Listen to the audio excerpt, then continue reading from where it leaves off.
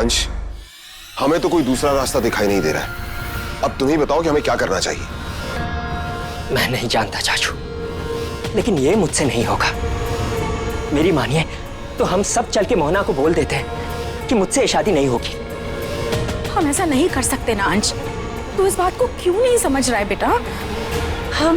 हम एक काम करते हैं ना, हम कोई बहाना बना देते हैं। आपके बाकी के घर वाले दिखाई नहीं दे रहे। और आपके बेटे को तो बुलाइए जिसके लिए हम लोग आए हैं। जी वो अभी तैयार हो रहा है। अंश तैयार होने में इतनी देर क्यों लगा रहा है? जी मैं अभी आई। हम बोल देते हैं कि अंश की तबीयत अचानक खराब हो गई।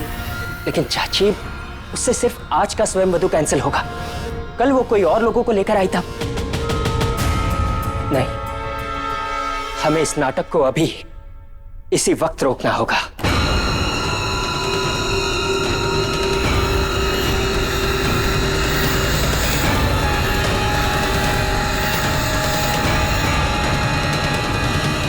देखो अंश, सबसे पहले तुम अपने आप को संभालो।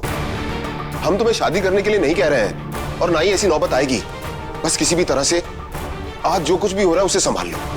हाँ अंश, कम से कम हमें सोचने के लिए थोड़ा टाइम तो मिल जाएगा, फिर हम कोई और रास्ता निकाल लेंगे। हाँ बेटा, तू बस अभी के लिए मोहना की बात मान ले। हाँ नो वे, मैं ऐसा नहीं करने वाला। And that's final. अंश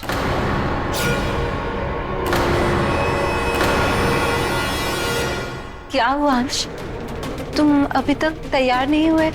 मुहूर्त निकलता जा रहा है। मुझे शादी नहीं करनी माँ, प्लीज अंडरस्टैंड। शादी नहीं करनी? लेकिन क्यों नहीं करनी? उस लड़की की वजह से तो नहीं जो कल रात तुम्हारे साथ तुम्हारे कमरे में थी? देखो अंश, मैं समझ सकती हूँ तुम्हें एक साथी की जरूरत है, लेकिन इसका मतलब ये नहीं कि तुम किसी भी लड़की को घर ले आओ। मुझे ये सब बिल्कुल नहीं पसंद। आप समझ क्यों नहीं रही? मैं शादी नहीं करना चाहता। वही तो मैं पूछ रही हूँ, क्यों नहीं करना चाहते? क्योंकि मेरी एक बार शादी हो चुकी है। एक बार कोई लड़की गलत निकल गई, इसका मतलब ये नहीं कि दुनिया की सारी लड़कियां गलत है। अपने आने वाले कल के बारे में सोचो बेटा। सोच लूंगा, मुझे जब सोचना होगा तब सोचूंगा, लेकिन फिलहाल नहीं। और ना ही फिलहाल मैं शादी करूंगा। मेरी लाइफ है, मुझे अपने हिसाब से जीने दीजिए। तो तुम ये कहना चाहते हो कि तुम पे मेरा कोई हक नहीं है?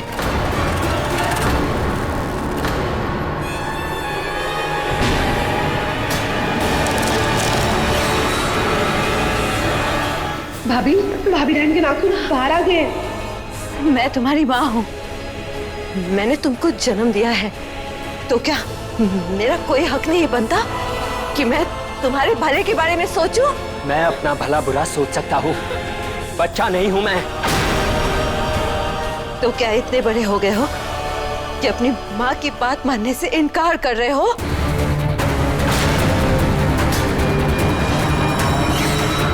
मतलब तुम मेरी बात नहीं मानोगे?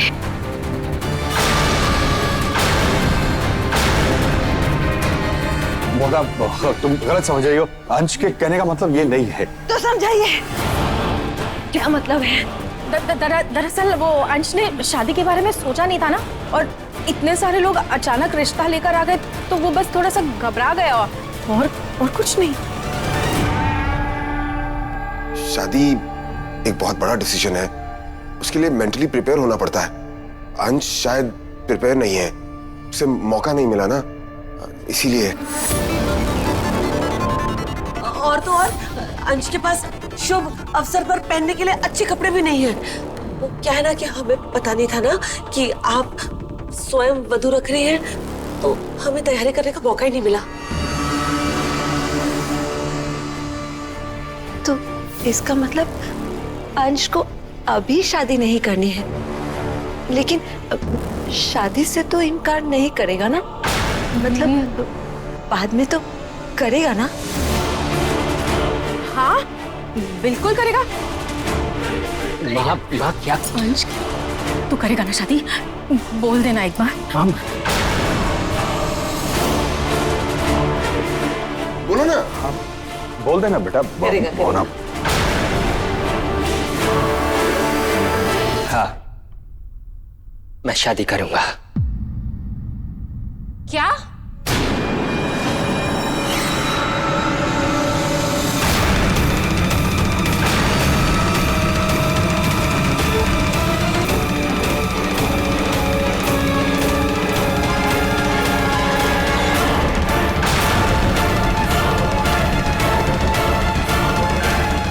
शादी? तुम शादी कर रहे हो अंश?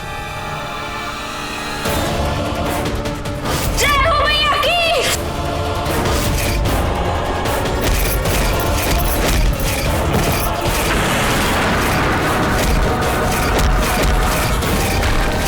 दैविक,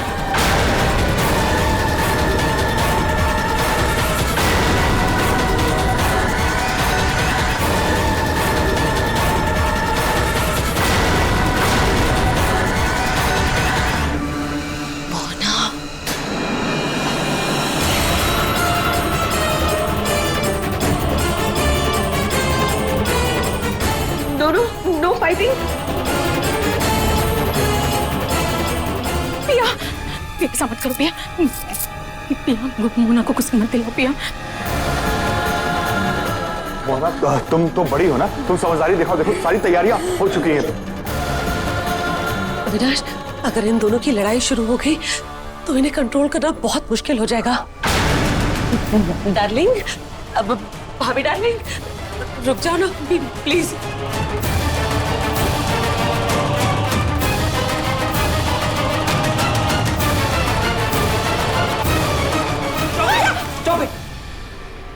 Stop it.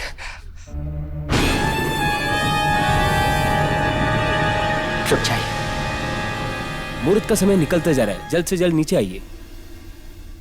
भाभी, यही मौका है मोना को यहाँ से बाहर ले जाने का। कुछ कीजिए। पंडित जी हम लोग अभी आते हैं, आप चलिए। मुहूर्त का समय निकला जा रहा है।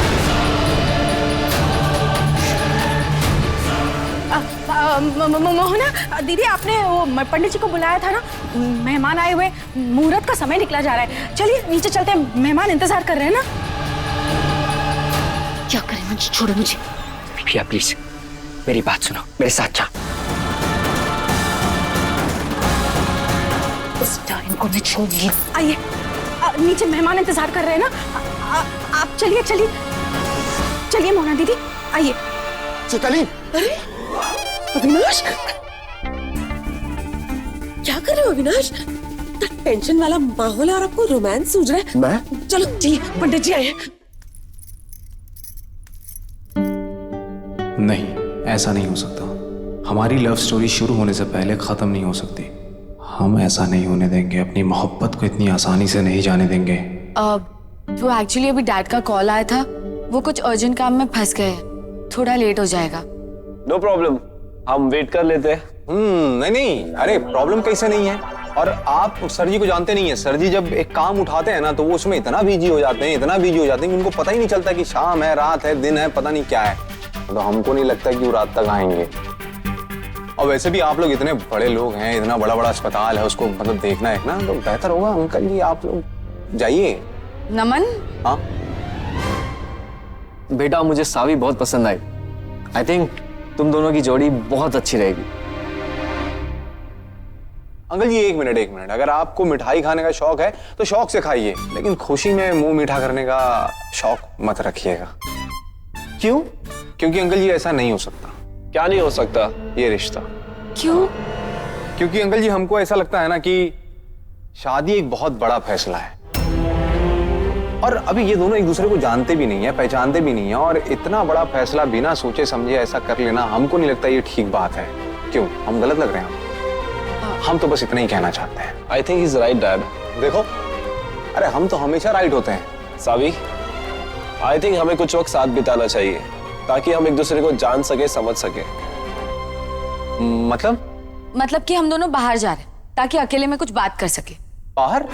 अरे बाहर और जाने की जरूरत नहीं है, बहुत धूप है बाहर। वैसे भी हम कार में जा रहे हैं।